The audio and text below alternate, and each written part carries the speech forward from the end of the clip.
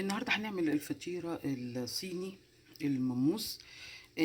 عبارة عن لحمة مفرومة، وبعمل خلطة بره عبارة عن مشروم، زائد جزراية، زائد كرات، زائد كرفس، زائد بقدونس، زائد ملح فلفل، زائد جنزبيل، وبحط كمان صويا صوص، ولو في اوستر صوص بحط، ما فيش خلاص.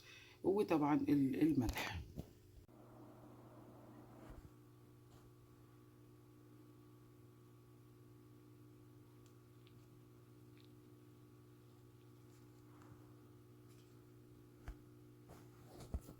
العجينة عبارة عن كوب مية دافية عليه معلقة خميرة كبيرة قوي، ومعلقة سكر صغيرة، ولما بتتغطى وتفور ويبان عليها انها نشطة الخميرة، ببتدي احط زيت وملح، ويا سلام لو شوية زيت زيتون على شوية زيت عادي.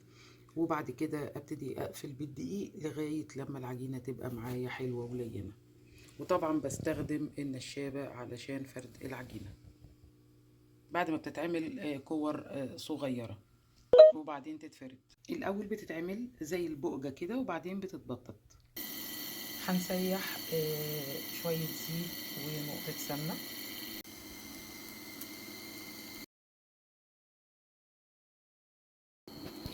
هنحمرها على ظهرها الأول، وبعدين هقلب، وبعدين الوش.